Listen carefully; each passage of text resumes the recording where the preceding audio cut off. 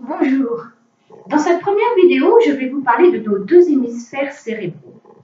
Ces deux hémisphères, on les appelle aussi cerveau gauche et cerveau droit. Ils se situent au niveau du néocortex et fonctionnent de façon complètement différente.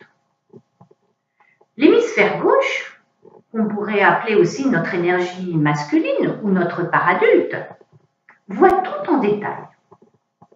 Il veut tout comprendre, tout expliquer, tout rationaliser.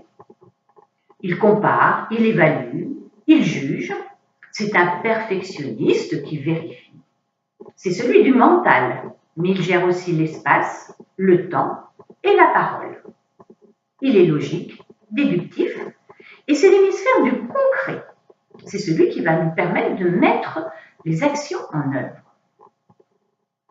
Au contraire, l'hémisphère droit, qui est notre énergie féminine, on pourrait aussi parler de notre part enfant intérieur, voit tout de façon globale.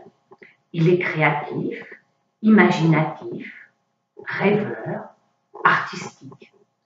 Mais c'est aussi un hémisphère qui nous contacte à nos sensations, qui est intuitif, qui est émotif. Et quand nous sommes dans cet hémisphère, nous sommes uniquement dans le moment présent. C'est aussi celui du virtuel.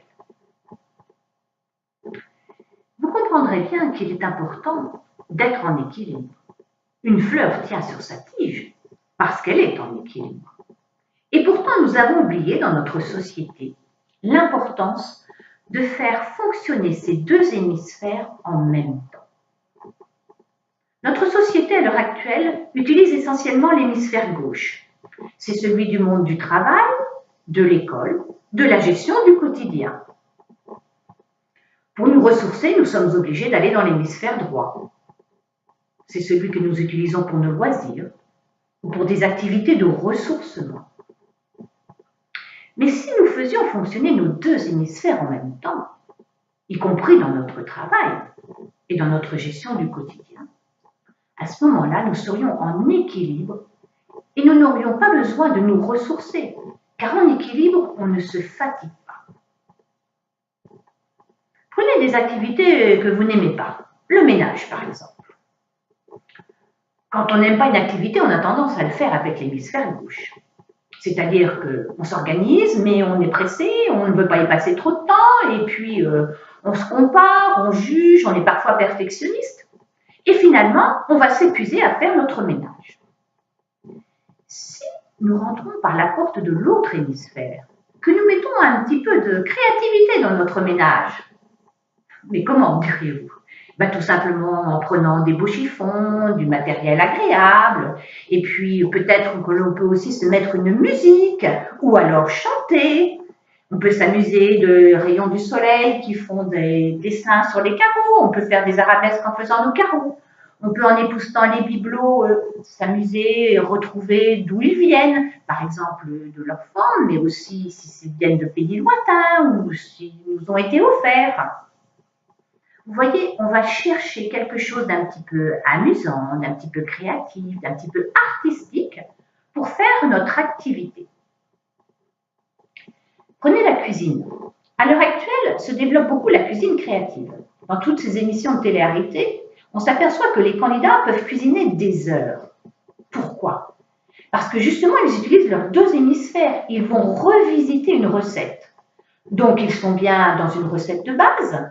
Ils suivent les ingrédients, ils suivent le poids, les quantités, mais ils vont y mettre d'eux-mêmes. Ils vont ajouter quelques ingrédients nouveaux, selon leur intuition, selon leur créativité. Et puis, ils vont faire le dressage.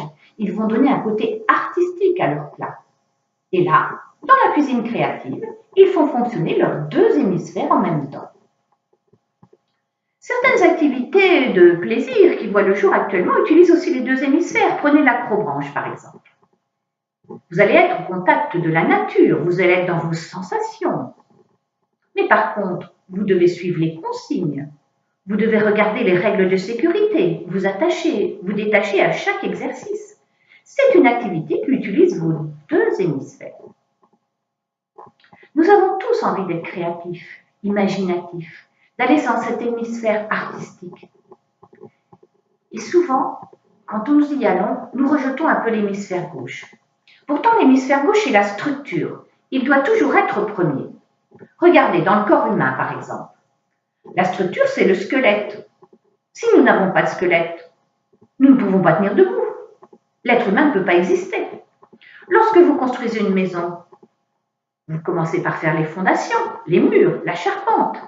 Et si cette structure est solide, vous pouvez faire une maison très fantaisiste. Vous pouvez mettre toute la déco que vous voulez. La structure doit toujours être première. Nos ancêtres savaient parfaitement bien utiliser ces deux hémisphères. Prenez l'exemple des veillées, par exemple. Ils y faisaient des travaux très répétitifs. Souvent, les femmes reprisaient, les hommes fabriquaient des paniers, on cassait les noix, on égrenait le maïs. Mais on se mettait en cercle, souvent autour de la cheminée ou de la table. On invitait les voisins. Il y avait un côté très convivial. Et puis, il y avait le conteur. Ou alors, on chantait. Et là, on se faisait se rejoindre les deux hémisphères. De même, dans les travaux des champs autrefois qui étaient très répétitifs, car il n'y avait pas encore de machine, on chantait, on était très connectés aux saisons, au temps qu'il faisait. Nous avons oublié que nos deux hémisphères sont complémentaires et que c'est en les faisant travailler en même temps que nous allons pouvoir concrétiser nos rêves, nos projets. Car si c'est dans l'hémisphère droit qu'ils prennent corps, qu'ils apparaissent en pensée, nous avons besoin de l'hémisphère gauche pour qu'ils se réalisent, pour les concrétiser, pour les offrir au monde. Et lorsque nous allons faire fonctionner nos deux hémisphères en même temps, nous allons prendre cette habitude. Mais surtout, des connexions vont se refaire entre ces deux hémisphères qui communiquent par l'intermédiaire du corps calque. Alors moi, j'utilise les mandalas notamment. Pourquoi? Parce que le mandala est un dessin qui est structuré, organisé. Lorsque je dessine mes mandalas, je trace toujours une structure. Mais c'est un dessin qui est aussi artistique, dans lequel on va mettre des couleurs. Donc lorsque vous coloriez un mandala, vous faites fonctionner vos deux hémisphères en même temps. Et comme ils fonctionnent en même temps, en plus vous êtes dans un état de détente, vous allez recréer des connexions entre ces deux hémisphères. Plus vous allez faire d'activités qui utilisent vos deux hémisphères en même temps, plus des connexions vont se refaire entre ces deux hémisphères. Et plus il va être facile pour vous, au quotidien, de récupérer l'énergie de l'hémisphère que vous utilisez le moins. Car nous avons tous un hémisphère dominant. C'est un peu comme être droitier ou gaucher. Nous allons utiliser une main plus que l'autre, mais nous utilisons les deux. Pour les hémisphères, c'est exactement pareil. Nous avons un hémisphère dominant, mais nous allons toujours utiliser les deux.